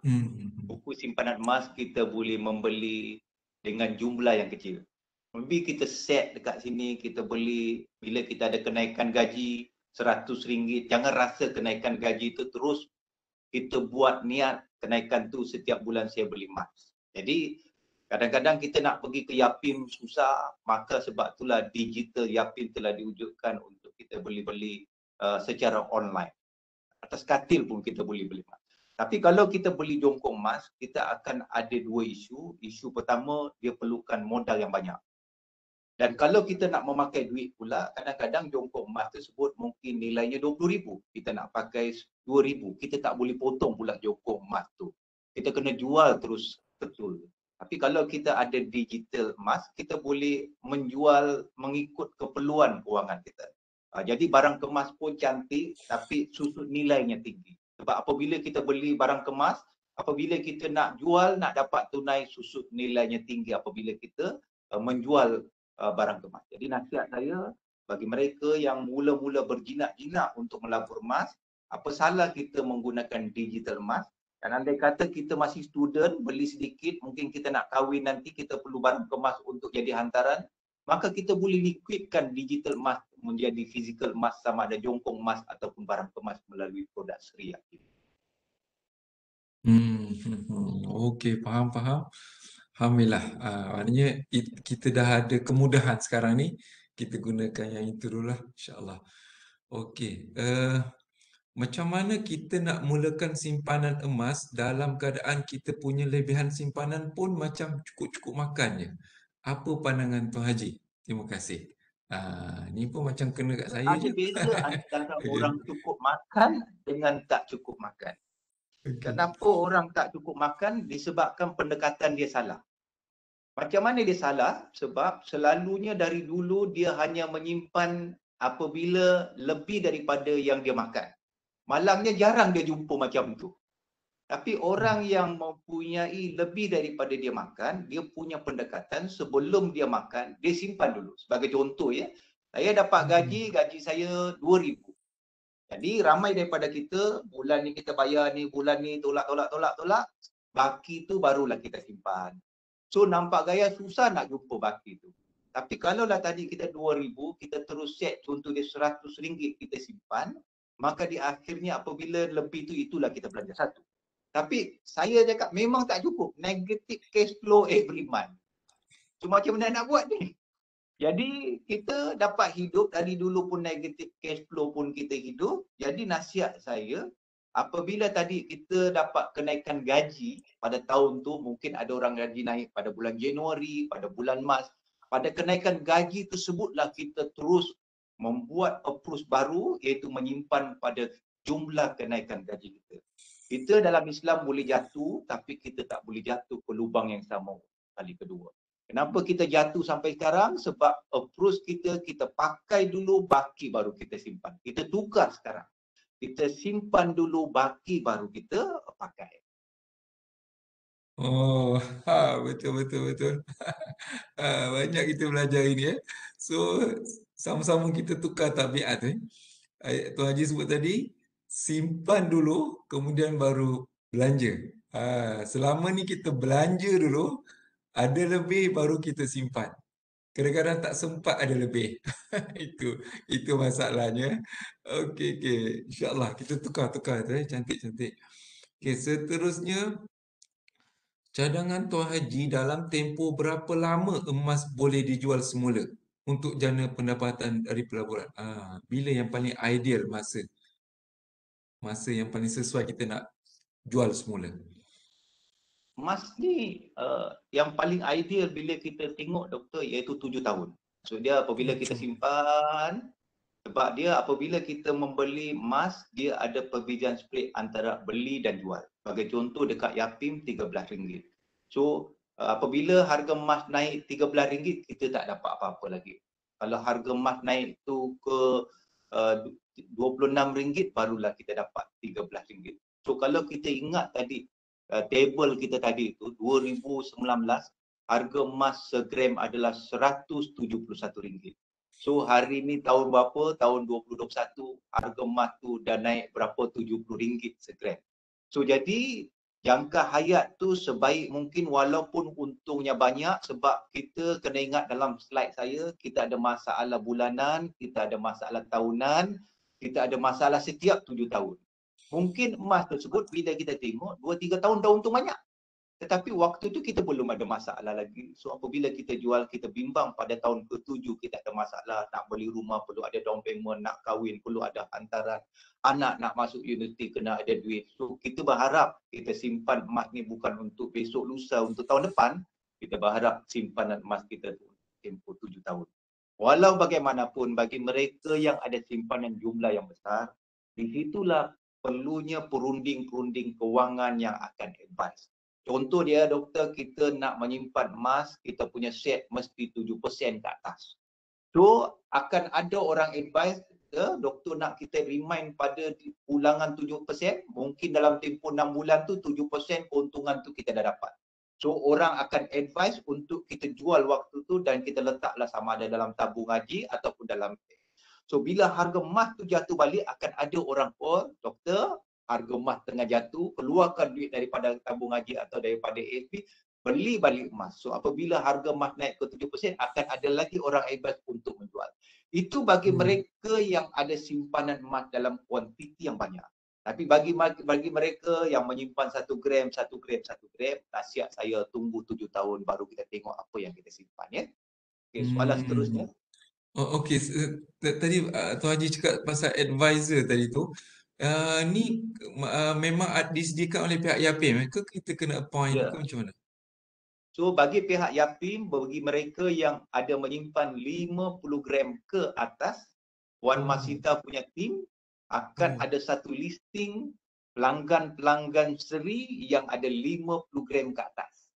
Jadi mereka akan advise, mereka akan bagi tahu berkenaan bila nak dijual, bila nak dibeli. Okey lah, Masya Allah. So lengkap kat Yapim ni. Jadi kita tiba-tiba rasa macam orang kaya pula Ada penasihat. Penasihat Puan 25%. Masya yang ada dekat dalam yang senyum-senyum tu, itu salah satu tugas dia yang akan menelpon Oh, orang, yang akan bagi minyak okey. orang. Dia lah punya kerja. Masya akan bagi tahu harga naik, harga turun. So kalau nak ditanya bagaimana nak fizikal, diorang akan advice. Masya Allah. Mantap, mantap. Okey. Seterusnya lagi, sekiranya jumlah akaun simpanan emas saya di Yapim telah melebihi nilai nisab, adakah Yapim akan terus potongkan bagi pihak saya? Zakat lah ni maksudnya ni, zakat. Okay. Right. Bagi mereka yang dah cukup haul dan nisab untuk dikenakan zakat, pihak Yapim hanya remindkan jumlah zakat yang kena dibayar. Oh, remind. Okey. Tapi pihak Yapim tidak menolak emas dia untuk ni. Sebab kebimbangan kita doktor, kadang-kadang ada orang zakatnya dibayar melalui potongan gaji. Maksudnya dia dah buat potongan. Betul. Jadi kalau kita tolak dekat sini macam double zakat yang dibayarnya. Jadi cuma bantuan daripada pihak Yapim hanya memperingatkan jumlah zakat yang dibayar. Jadi kadang-kadang digital ni duit masuk, duit keluar, emas masuk, duit keluar, kita tak tahu berapa sebenarnya zakat yang tepat untuk kita bayar. Jadi dekat situ pihak Yapim menggunakan sistem kita untuk mengira lebih tepat zakat yang perlu dibayar setiap tahun. Masya Allah. Memang komplit lah kat Yapim ni. Okey, mantap. Okey, seterusnya simpanan emas di Yapim dan terus bayar zakat tak? Simpanan emas di Yapim dah terus bayar zakat tak? Oh, tadi maknanya Tuan Haji dah jawab, maknanya akan ada yang remind akan ada yang beri reminder. Maknanya tak terus bayar zakat. Okey. Saya pula yang jawabkan pula. Okey. Sebab soalannya sama macam yang tadi Okey. Ya, betul. Terima kasih. Seterusnya, mengikut hukum Islam, emas perlu dibeli secara tunai, bukan ansuran. Bagaimana kaitannya jika kita beli dalam RM5 sebulan? Kalau ikutkan, memang emas ni dia termasuk daripada item ribawi kan? Dia item Betul. ribawi sebab dia ada syarat tu kata Nabi sawa'an bisawain yadan biyadin. Dia mana mesti berlaku lani terus on the spot. Dan kalau boleh dapat dipegang di tangan. Tapi yang bila kita ada buku simpanan ni, kita beli sikit-sikit ni, tu macam mana? Okey. Saya suka dengan doktor punya perkataan tu lani tu. Maksud dia orang Kelantan ni hebat ya. Dia punya bahasa ni terkait dengan bahasa Arab ya. Lani ya. Sekarang. Jadi begitu juga dengan buku simpanan emas kita doktor. Walaupun kita beli RM5, sebenarnya RM5 tu emas tu ada dan perlu dibeli spot. Dia tak boleh waktu orang membeli RM5 tu emas tu tak ada dan Yapim kadang-kadang kita akan jumpa dekat sistem Yapim kalau emas tu habis dekat stok kita, dia akan cakap emas habis dijual sebab tak patuh syariah kita terima duit, emas tak ada. Ataupun orang tu janji nak beli emas tapi duitnya tak ada, kita dah book, tak boleh. Mesti bila ni spot, macam lani. Dia ada duit, kita bagi, dia tak ada duit, kita tak bagi. Dan kita tak ada emas, kita tak jual, ada emas baru kita jual. Jadi walaupun emas tu serendah RM5, iaitu seberat 0.0 berapa tu, tapi emas tu memang ada dekat stok Yapim dan memang jawatan kuasa syariah kita endorse bahawa transaksi itu adalah lani. Okey tuan-tuan. Dah jelas Tuan Haji sebut tadi Jangan bimbang, jangan ragu-ragu. Dia memang kalau kita belajar tu dia ada mesti ada serahan dia ada qabat hakiki dengan qabat hukmi kalau dari sudut teknikal Kalau yang macam di Yapim ni saya nampak bila dia ada digital dia qabat secara hukmi. Benda tu memang ada. Benda tu memang ada yakin. Jadi tuan-tuan kalau mungkin ada pelajar-pelajar kat sini, jangan bimbang. Maknanya yang Yapim jalankan ni memang selari ikut syariah compliant.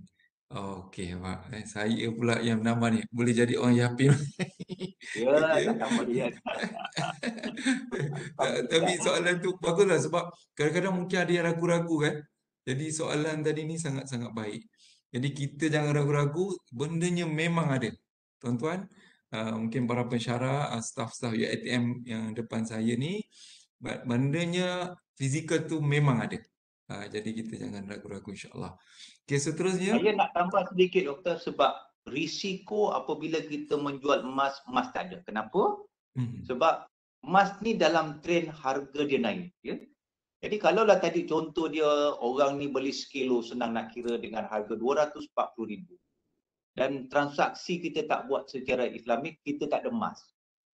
So apabila tadi orang tu menjual, harga emas tu naik, dekat situlah kerugian dekat orang yang tak patuh syariah tu. Sebab emas dia tak ada, bila dia nak bagi emas kepada orang tu, dia kena bayar dengan harga emas yang mahal. Jadi dekat situlah nak dibagi tahu bahawa transaksi loan ni mesti ada emas tu adalah kebaikan untuk semua.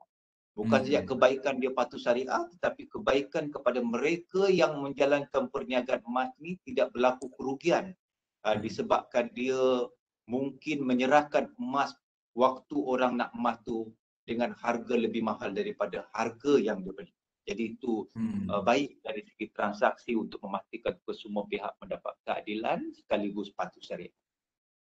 Betul. Jadi saya pun teringat juga, maknanya di luar sana ada macam-macam skim tu, pelaburan emas. Jadi saya rasa kita kena berhati-hati. Sebab macam terkait soalan tadi lah kan, soalan tadi sama ada betul ke pihak yang jual tu ada emas. Itu persoalannya tu. Dan kita hati-hati, kita bimbang kita terlibat dengan riba. Kalau bendanya tak ada. Okey. Soalan seterusnya, adakah Yapim punya peti besi untuk simpan emas saya? Berapa kos penyimpanan tersebut? Sebab saya risau simpan emas fizikal terlalu banyak di rumah. Okey. Soalan yang baik ya, sebab kadang-kadang kita ni emas ni sesuatu yang berharga dan emas ni sesuatu yang pelik. Kalau kita ada kereta harga 80,000, kita letak dekat luar rumah, kita boleh tidur dengan baik, doktor. Tapi kalau kita ada duit emas 80,000 dalam rumah, kita tak boleh tidur dengan baik. Jadi sebab emas ni pelik, dia macam sesuatu yang sangat disayangi oleh manusia. Jadi dekat situlah ramai orang bertanya, dekat Yapim ada tak tempat menyimpan emas? Jadi kita tak ada tempat menyimpan emas, sebab itulah menyimpan emas ni ada kosnya disebabkan setiap emas yang disimpan tu perlu dilindungi oleh takaful. Jadi di akhirnya buat masa sekarang di mana-mana industri penyimpanan emas tu berbentuk arahnu. Maksud dia kita simpan dan dikenakan upah simpan. Dan upah simpan tu mahal, doktor, disebabkan dia kira daily. Jadi kalau kita tengok efektif dia lebih daripada 10% dikenakan atas upah simpan. Tapi untuk seri ni bila kita tengok, upah simpan tu untuk tempoh 24 bulan adalah RM13 per gram. Maksud dia susut nilai dia. Tapi waktu kita beli pula tu ada terkait dengan harga emas turun dan naik. Sebab seri ni adalah transaksi jual beli. Kalau kita ada 100 gram, kita masuk ke dalam akaun seri, maka dia beli emas tersebut pada harga waktu tu. Dan 100 gram bila kita ambil pada waktu yang kita setuju, kita akan beli pada waktu tu. Dia jual beli. Jadi jawapan kepada soalan tu tadi, tidak ada dekat Yapim perkhidmatan untuk menyimpan emas dengan hanya mengira berapa kos menyimpan, tak ada. Dia ada arahnu dengan seri saja. Jadi kedua-dua ni seri lebih murah disebabkan kosnya itu tadi adalah RM13 per gram. Tetapi kalau kita tadi menggadai, kosnya lebih mahal disebabkan harganya lebih kurang 11 ke 14% setahun upah simpan dia. Okey, baik. Terima kasih. Seterusnya, berdasarkan pembelian emas dengan nilai RM5 tersebut, adakah boleh dapat emas dalam bentuk fizikal apabila telah cukup nilai sedina emas? Okey. Untuk pengetahuan semua, buat masa sekarang ni untuk kita menukar kepada physical gold hanya dibenarkan dalam julat 10 gram. Jadi kalau contoh dia kita simpan RM5, RM5, beratnya baru 5 gram, untuk tukar kepada fizikal, buat masa sekarang belum ada. Kita hanya benarkan penukaran kepada fizikal dalam bentuk 10 gram. Sebab jongkong emas kita dalam julat 10 gram. Jadi untuk penukaran fizikal ada dua, boleh ambil di cawangan Arahnu di seluruh Malaysia, satu. Kedua, boleh dihantar by post. Bila by post ni, kita kena terima ada dua kos tambahan. Satu kos iaitu kita punya kos post, satu lagi kos takaful, perlu dilindungi takaful untuk menghantar physical gold ke rumah kita. Jadi soalan ni tadi, pertukaran kepada bentuk fizikal tu boleh, tetapi pertukaran tu apabila berat emas di dalam akaun seri kita telah mencecah ke 10 gram ke atas baru dibenarkan untuk ditukar kepada fizikal. 10 gram 10 gram emas. Okey. Sekiranya saya menggadaikan emas saya di Yapim, tempoh bayaran semula yang dinyatakan tadi adalah 24 bulan. Apa akan jadi kepada saya sekiranya saya masih tidak mampu lagi membayar semula dalam tempoh 24 bulan? Oh, ini dah masuk bab Ar-Rahnu lah ni. Okey. Ya. Soalan dia tadi, doktor, sebenarnya seri ni dia hybrid, dia 3 produk serentak dalam tu. Dia boleh semacam menggadai, dia boleh seperti menjual, dia boleh seperti menyimpan emas digital. Itu uniknya seri ni. Dia kombinasi ketiga produk dimasukkan dalam satu produk yang dipanggil seri. Sebagai contoh, saya nak menggadai, dia ada dua. Kalau pergi ke cawangan Arahnu Yapim ada dua, kita boleh menggadai masuk ke Arahnu. Satu lagi kita boleh menyimpan emas tu melalui seri. Jadi apa beza kedua-dua ni? Kalau kita menggadai, selepas 6 bulan, kita kena tebus gadaian kita. Kalau kita tak tebus, dia bagi tahu kita boleh sambung lagi ke 2 bulan.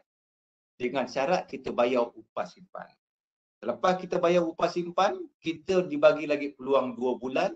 Andai kata kita tak boleh nak bayar lagi, maka dia akan lelong emas tersebut. Itu Arahnu. Tetapi untuk akaun seri, apabila kita masukkan barang kemas kita, dia terus tempohnya 24 bulan.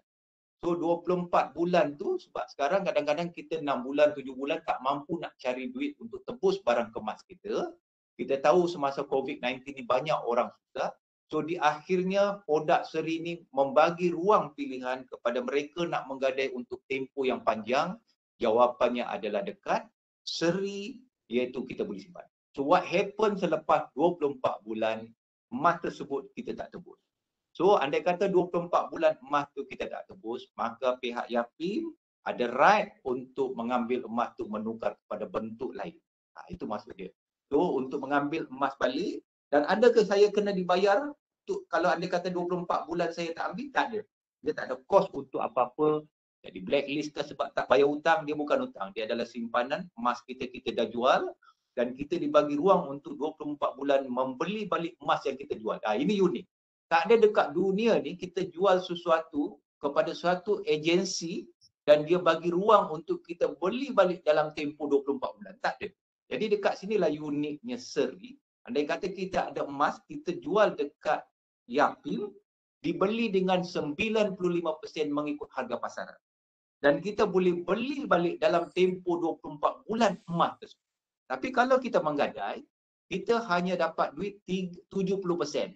Dan andai kata kita tak tebus, maka emas tersebut mereka akan lelong. Jadi bagi mereka yang ada masalah kewangan, bagi mereka yang nak dapat duit lebih, jawapannya adalah dekat akaun seri. Namun produk ni baru, orang tak tahu. Apabila mereka tahu, ia adalah salah satu pilihan yang terbaik bagi mereka yang nak dapat tunai dan nampak tempoh yang panjang untuk menebus balik barang emas. Alamak, itu jawapan dia. Berseri-seri orang yang dengar jawapan tu. Okey, ada kat seri ya, insya-Allah. Kita ada pilihan sekarang ni. Cuma belum ramai yang tahu okey, insya-Allah kita sama-sama war-warkan Okey. Kemudian soalan seterusnya, 10 ni 10 gram mungkin. 10 gram tu nilainya dalam berapa Tuan Haji? 10 gram. 10 Mungkin gram, terkait kalau dengan harga RM240 segram berarti adalah RM2,400. 2,400. Itu gram, maka dia boleh keluarkan emas dia berbentuk fizikal. So boleh Ada tukar kepada harga fizikal. dekat, ada harga di jawapan di komen tu jugalah untuk harga seri hari ni. Kita Okey. dah bagi semua. Oh, ni betul-betul ni yang terkini lah, yang update terkini ya. Ya, untuk hari ni. 2,632.80 maka kita boleh tukar kepada fizikal boleh tukar kepada fizikal. Okey. Seterusnya, katalah saya boleh lagi Tuan Haji? Tuan Haji boleh ke? Boleh. Boleh Ini Aktif sekarang dia 3.40. moderator banyak soalan. Bagus. Ini hebat kalau dekat universiti. Itulah kita mungkin paling-paling pun sampai pukul 4 lah mungkin kat Tuan Haji ada kerja lain kan. Kita pun tak boleh lama-lama lah. 3.45 mungkin dalam 10 ke 15 minit lagi Sekitar 10 minit, 5 minit kita dengar kata-kata amanat lah daripada Tuan Haji. Okey. So ada 10 minit lagi kita gunakan ni insyaAllah. Katalah saya mahu menggadai dinar saya, adakah saya perlu ke kaunter Yapim atau boleh buat secara online? Okey. Soalan baik. Kalau saya nak masukkan dinar saya, adakah secara online ataupun datang ke cawangan? So apabila kita membawa fizikal emas, kita tak ada pilihan lain perlu datang ke cawangan. Sebab cawangan kita akan uji emas tersebut ketulinan dia. Jadi tapi apabila diorang dah uji, duit tu dah berat tu dah masuk dekat digital, maka kita tak perlu lagi datang ke cawangan. Kita boleh buat transaksi secara online. Bagi contoh, kita nak beli, kita boleh tambah secara online. Kita nak jual, kita boleh jual online dan masuk ke dalam akaun kita. Jadi begitu mudah sekarang dengan apa tu. Cuma untuk fizikal, kita tak ada banyak pilihan doktor, kena datang ke cawangan untuk emas tersebut disimpan. Dan ini soalan baik. Andai kata tuan-tuan menjual emas tersebut ke Yapim, dekat mana tuan-tuan jual, dekat situlah tuan-tuan kena ambil balik emas tersebut. Dia tak boleh kita masuk dekat Johor, kita nak ambil dekat Kuala Lumpur. Kita kena batas sebab emas tersebut disimpan di tempat kita memasukkan emas. Oh, okey. Seterusnya, dan duit tersebut akan dapat tunai atau transfer ke bank account? Semua transaksi kita akan transfer ke akaun. Dia tak ada transfer tunai dekat tu. So, jadi mempermudahkan kita apabila masuk ke dalam akaun kita, jadi kita boleh keluarkanlah menggunakan ATM machine ataupun transfer online. Jadi sekarang zaman moden sekarang ni dipermudahkan dengan aktiviti secara online untuk senang kita nak memastikan keselamatan kedua-dua pihak. Kita masuk emas kita mungkin dekat tu tunai 10,000 dan membawa tunai 10,000 agak menjadi risiko kepada kita memegang emas tunai emas yang duit yang banyak. Okey. Baik. Seterusnya ada soalan tentang tadi, kalau boleh dapat diulang semula tentang buku akaun simpanan seri tu, macam mana dia punya operasinya? Buku akaun simpanan seri. Okey. Buku simpanan akaun seri ni dicipta untuk dua. Satu, bagi mereka yang nak melabur emas, buku tersebutlah salah satu pilihan dia. Banyak orang melabur emas, ada yang berjuta, tengok-tengok scammer. Jadi buku simpanan emas tersebut dibuka secara digital. Itu yang tadi tak kita Masita bagi QR code tu, apabila kita scan QR code tu automatik terus masuk ke link akaun simpanan emas kita. Jadi itu bagi mereka yang nak membeli emas secara tunai. Satu lagi bagi mereka yang nak masuk ke dalam akaun seri tetapi dia ada emas. Emas tersebut dah lama dia tak pakai ataupun dia nak beli emas baru, dia macam trade in. Jadi semacam dia jual emas tersebut ke dalam akaun seri. So di akhirnya di dalam buku emas dia adalah gram. So dekat situlah dia boleh jual secara online. Sebab dalam buku tu apabila kita masukkan barang kemas kita 10 gram akan dibeli 10 gram. Dan apabila kita masuk kat itu akan susut nilai RM13 per gram. Berarti dalam buku tu mungkin dia tinggal 9.6 gram dekat situ, dan kalau kita tunai kita tengok berapa harga, 9.6 kali berapa harga, maka duit tersebut masuk ke dalam akaun simpanan kita dan kita boleh tunaikan duit tersebut. Jadi apa beza untuk kita faham betul-betul akaun seri? Kita pernah dengar buku simpanan emas dekat Maybank, buku simpanan emas dekat bank muamalah atau mana-mana bank, sama seperti akaun simpanan emas dekat Yapim. Cuma beza dia, akaun simpanan emas di Yapim membenarkan fizikal emas masuk ke dalam buku. Yang ini tak ada. Yang lain hanya tunai, tetapi untuk akaun simpanan emas Yapim boleh masuk tunai, boleh masuk emas. Kalau tunai serendah RM5. Kalau saya nak keluar ni Cik Awang berapa banyak satu hari? Maksimum RM50,000. Jadi ini adalah satu kontrol amla. Kita tak nak ada orang curi emas masuk ke dalam buku simpanan emas. Dia jual $1 juta, besok dia nak $1 juta. Jadi kontrol dia kita letakkan 50,000 transaksi per day. Jadi boleh ke company kami masuk ke dalam akaun seri? Tak boleh. Untuk masuk ke dalam akaun seri ni hanya individu saja boleh masuk ke dalam akaun seri, warga negara dan berumur 18 tahun ke atas. Dia adalah buku simpanan macam biasa, tetapi dia adalah buku simpanan emas. Jangan terkejut, di dalam buku tersebut bukannya RM, di dalam buku tersebut adalah gram. Dalamnya bukan RM tetapi gram. Saya rasa lain daripada yang lain sedikit. Okey. Seterusnya, kita ada lagi 5 minit sajalah tinggal ni. Jika saya meninggal dunia, bagaimana simpanan emas tersebut boleh diberikan kepada waris saya? Okay. Bagi mereka yang membuka akaun, pergi ke cawangan, salah satu soalan di cawangan, dekat digital tak ada ya tuan-tuan, sebab digital tu dia direka untuk mempermudahkan orang register. Tetapi apabila kita ke cawangan Yapim, dekat situ akan ditanya kita punya wasi. Maksud dia pentadbir harta kita. Perlu diingat, pentadbir bukannya pemilik harta. Jadi apabila kita letakkan nama sesiapa dekat itu, apabila kita meninggal dunia, orang tersebut layakkan mentadbir harta kita. Sebab kalau kita letakkan nama seperti faraid, maka proses untuk penyerahan emas dia dekat Yapim menjadi lama dan menjadi susah untuk dituntut. Jadi sebaik mungkin apabila kita dah buka dekat situ, datang ke cawangan untuk meletakkan nama waris kita di dalam buku tersebut. Untuk apa dia kata berlaku kematian, maka waris tersebutlah yang akan memiliki emas kita yang kita simpan selama ini. Okey, alhamdulillah. So ada pentadbir akan kita letak penamalah sebagai pentadbir. Ya, betul-betul. Okey. Alhamdulillah. Saya rasa sekadar itulah dahulu soalan-soalan yang dapat kita kongsikan pada petang ini.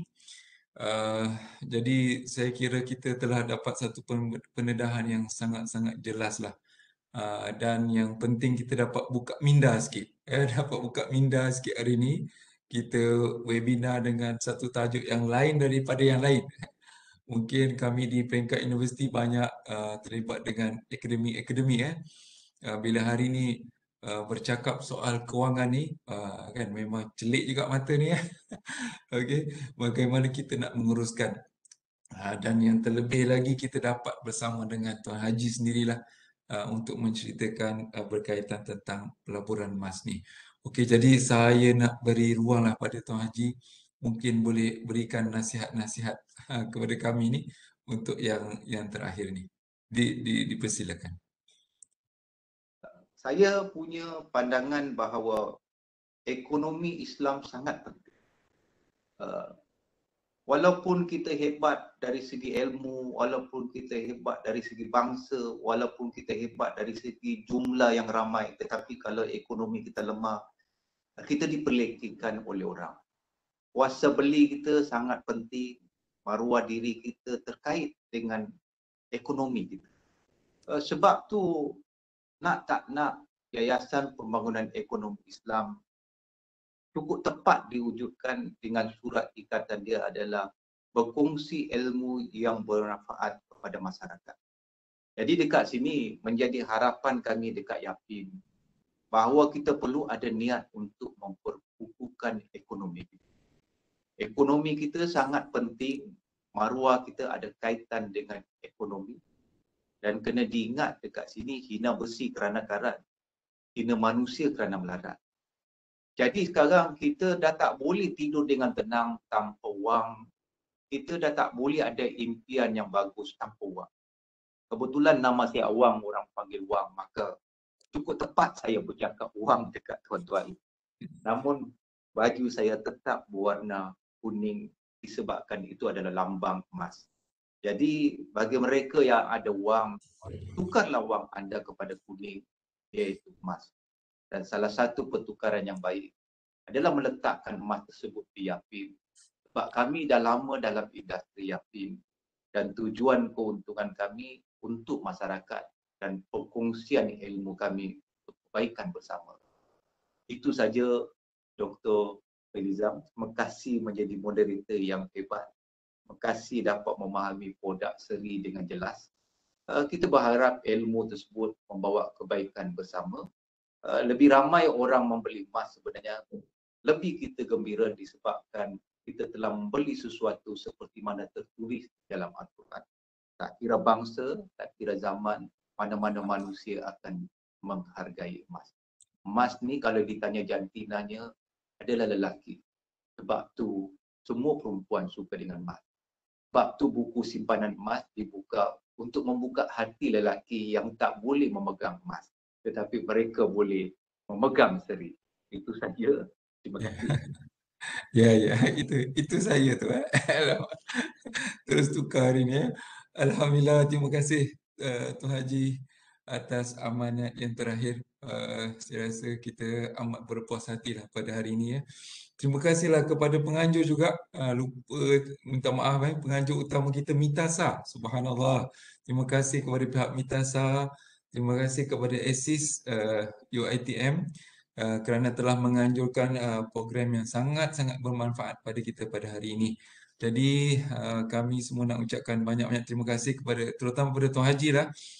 Kami doakan Tuan Haji terus diberikan kesihatan, terus berikan khidmatlah nasihat untuk anak bangsa ni. Sebab ilmu-ilmu mutiara-mutiara ilmu tu jangan diberhentikan lah. Teruskan build up lagi seberapa ramai lagi orang yang lebih kaya insya-Allah di Malaysia ni insya-Allah. Amin Allahumma amin. Kalau sampai Pasir Gudang bolehlah elok-elok saya belanja minum.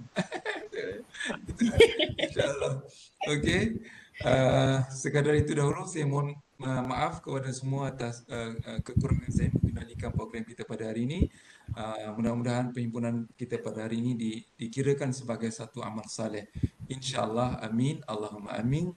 Kita tunggukan dulu dengan sama-sama membaca tasbih kafarah dan juga suratul As. Subhanakallahumma wa bihamdika asyhadu an la ilaha illa anta astaghfiruka wa atubu ilaik. Wal 'asri innal insana lafi allazina amanu wa amilus shalihat wa tawassaw bil haqq wa tawassaw bis sabr. Sekian, assalamualaikum warahmatullahi wabarakatuh. Selamat berjumpa lagi insya-Allah. Terima kasih. Terima kasih. Terima kasih semua.